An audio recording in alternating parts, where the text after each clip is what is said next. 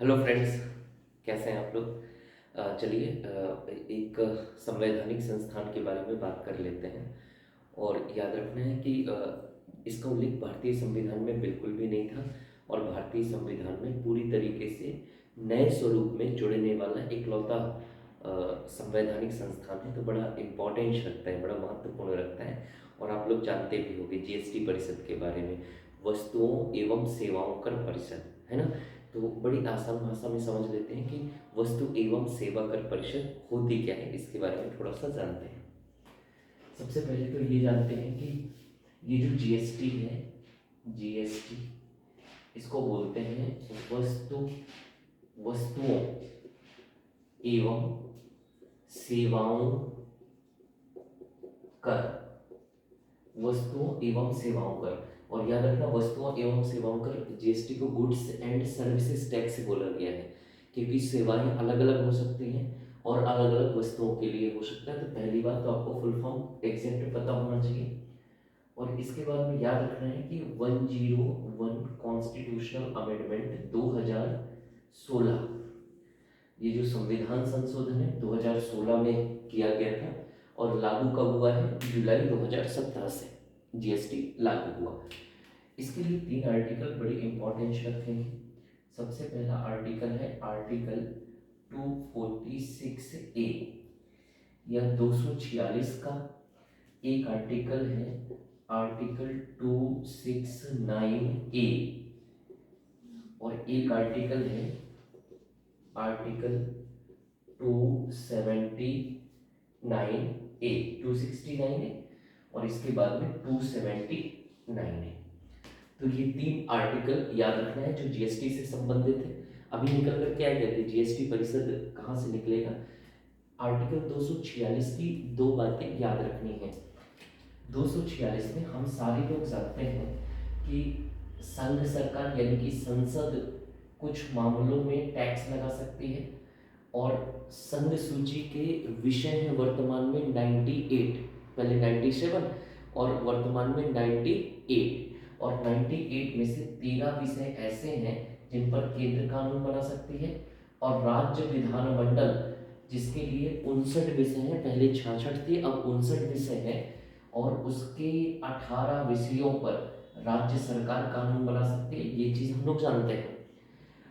अब आर्टिकल 246 में याद रखना है, समवर्ती सूची के विषय में कोई भी ऐसा उपबंध नहीं रखा गया है जो समवर्ती सूची के अंतर्गत आएगा और जिस पर कानून बनाने के लिए रखा गया है।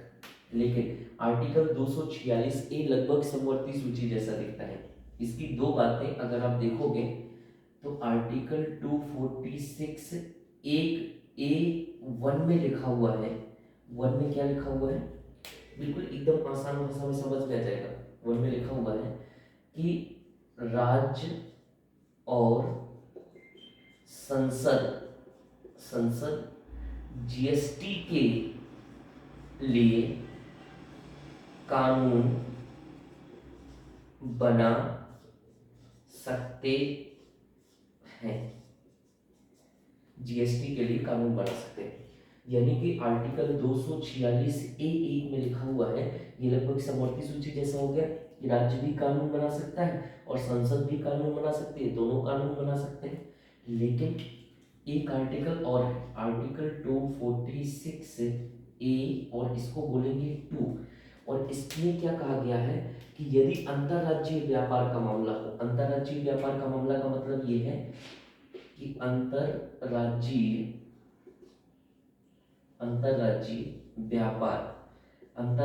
व्यापार पर संसद कानून बनाएगी, संसद कानून बनाएगी, ये चीज। अब याद रखना है कि सपोज करो जैसे इसका मतलब ये है कि इंदौर में यानी कि एमपी में कोई प्रोडक्ट बना। सपोज करो कि एक कोई पैंट, जींस का पैंट बना और एमपी में उत्पादन हुआ और एमपी में ही बेचा गया। तो इस पर किसके अंतर्गत आएगा, आर्टिकल 246 एक 1 के अंतर्गत।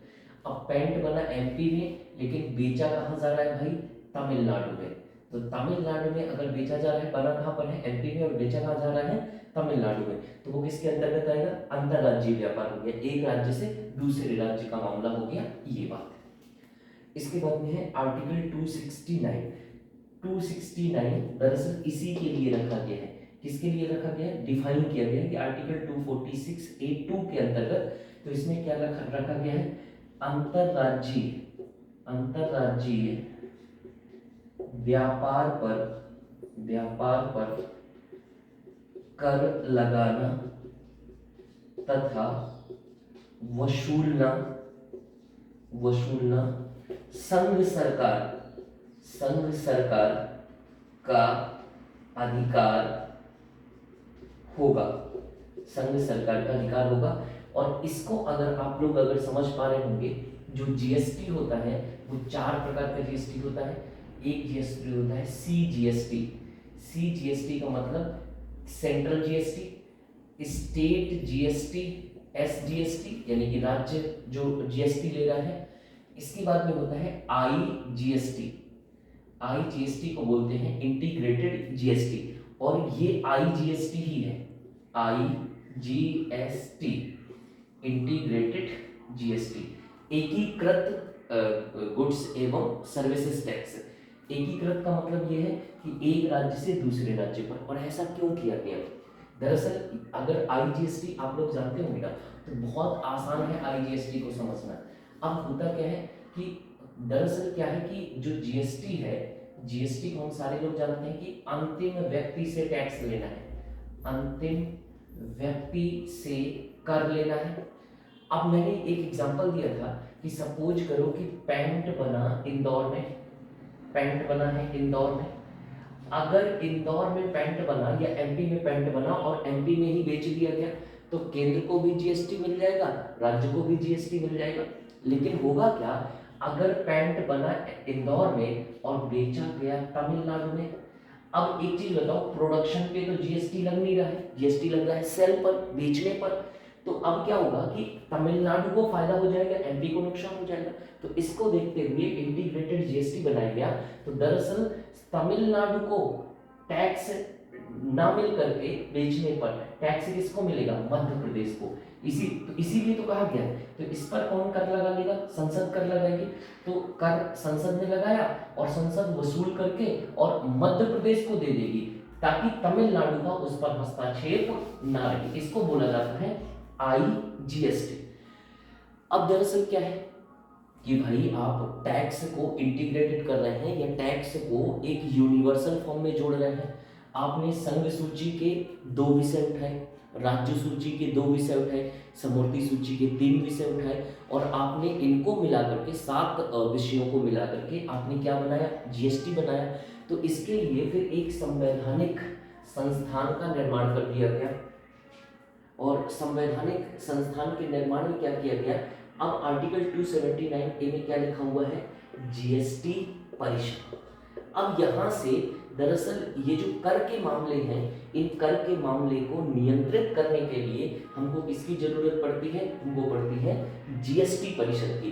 तो अब हमको जीएसटी परिषद के बारे में पढ़ना है, जिसको हम लोग नेक्स्ट वीडियो में समझेंगे कि ये जीएसटी परिषद का गठन कैसे होगा, जीएसटी परिषद होती क्या है, इसके कार्य क्या होते हैं, इसके संगठन में कौन कौन शामिल होते हैं, और ये संवैधानिक संस्थान के रूप में किस तरीके से कार्य करता है, इसके बारे में डिस्कशन करेंगे हम लोग यहाँ पे।